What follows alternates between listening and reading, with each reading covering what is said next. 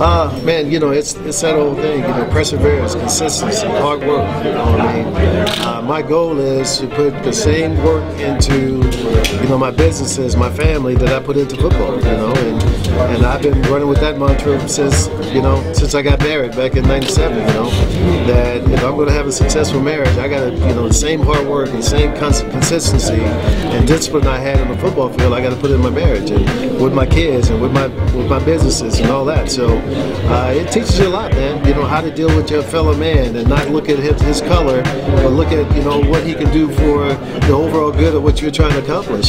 So sports to me in general is just an incredible deal when you talk about football specifically because of the closeness of guys. I just believe it's an amazing sport.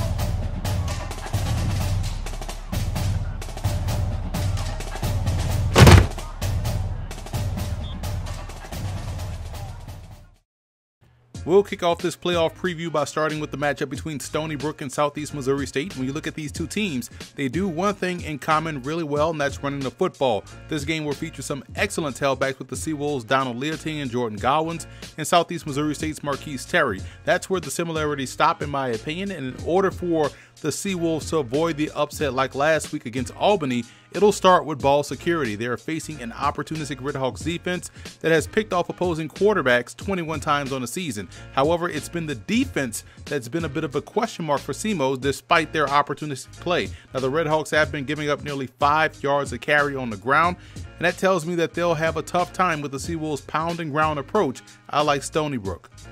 Another intriguing game between two teams that can run the football in Duquesne and Towson. The Dukes have two premier ballers in running back A.J. Hines and wide receiver Nahari Crawford. I also believe that their secondary is vastly underrated. Towson's Tom Flacco is a Walter Payton Award finalist and has been a pleasant surprise for head coach Rob Ambrose. Defensively, it'll be up to Monty Finner and company to be able to win on first down defensively in order to put the Dukes in disadvantageous situations. If they struggle to stop the run and allow Duquesne to operate with balance, it'll be a long day for them as a whole. I like how the Tigers apply pressure, and I think that pressure will frustrate the timing of the Dukes' offense. Look for Towson to move on to the next round. The Elon Phoenix are looking for their first ever win in the FCS playoffs as an FCS member as they travel to Wofford to take on the Terriers. This will be a defensive battle as both teams can run the football really well, with the Terriers being a pure triple option offense. And we know the Phoenix have dealt with some key injuries, but that hasn't stopped head coach Kurt Cignetti's team from competing hard game in, game out. In this matchup, however, I don't think a lot of folks around the FCS are giving the defense of Wofford much credit. The Terriers do a fantastic job on both ends, especially in the secondary. This is a tough matchup in my opinion for Elon. I like the Terriers in this one.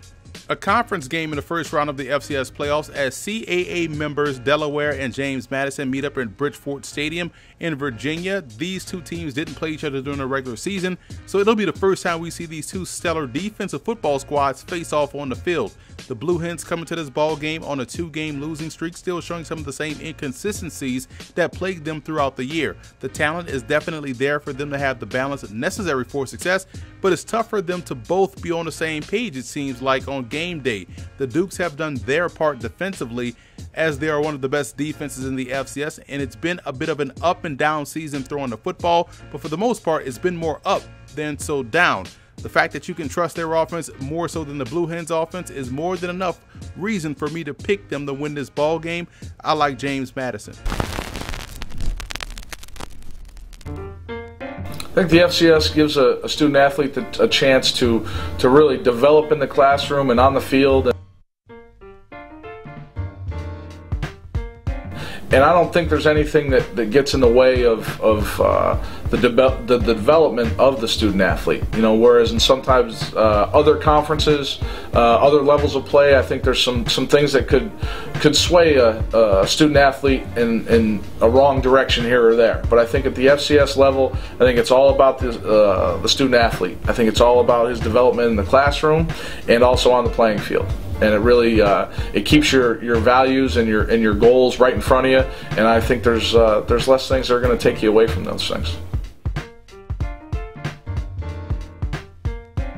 Incarnate Word travels out to Bozeman, Montana to take on the Montana State Bobcats. For Incarnate Word, it's about playing a clean, mistake-free game. This team can't afford silly penalties that'll get them behind the chains against this Bobcat defense. It does a solid job of getting off the field. Offensively, the Cardinals do a great job of making you defend every blade of grass, and that'll have to be the case against a really good MSU defense. For the Bobcats on offense, we know that they'll bring their ground game to the table, led by quarterback Troy Anderson, but how efficient can he be throwing the football? And I thought he did a solid job in that capacity last week against the Montana Grizzlies, which got them into the playoffs. The Cardinals pose a different challenge from an athleticism standpoint, so he'll have to be both accurate and decisive throwing the football.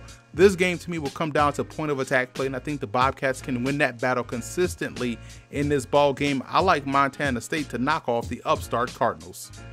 A really good strength versus strength battle as San Diego makes the trip to Thibodaux, Louisiana to take on the Colonels of Nicholls. I love the passing combination of Anthony Lawrence to wide receiver Michael Bandy. These two have connected 79 times for 1,554 yards and 14 touchdowns. The Terriers offense does a great job of pushing the ball vertically downfield. Nicholls has a really good secondary that's able to match up well across the board against anyone, and they do a stellar job up front in applying pressure. It'll be a tug of war throughout the game in that regard. However, the biggest concern and question mark in this game involves the Terriers' inability to stop the run. And guess what Nicholls does extremely well? You guessed it, they run the football. So expect the ground game of the Colonels to be the reason why they defeat San Diego.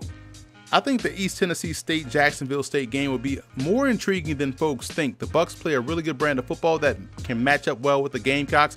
Where they'll have to excel in this matchup is inside the red zone. East Tennessee State has to be able to score touchdowns and not settle for field goals if they want to beat JSU. I like how the Gamecocks are playing right now.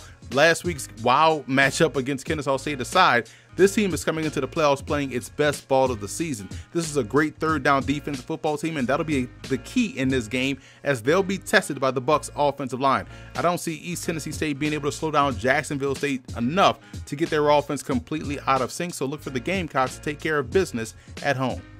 The Lamar Cardinals travel to Cedar Falls, Iowa to take on the Northern Iowa Panthers. Offensively speaking, the Cardinals feel as though they can match the physicality of the Panthers defense with their rushing attack. At least that's what the game plan has to be if they want to pull off the upset. Now defensively, we've seen Lamar bend but not break at times, but they have to be stout earlier in the drive if they want to be successful. I really like the balance of the Panthers and how balanced they've been this season. Quarterback Eli Dunn has done a fantastic job during his final season with passing efficiency. I like Northern Iowa to win this ball game. Defensively, I don't think Lamar can find sustained success on the ground against UNI.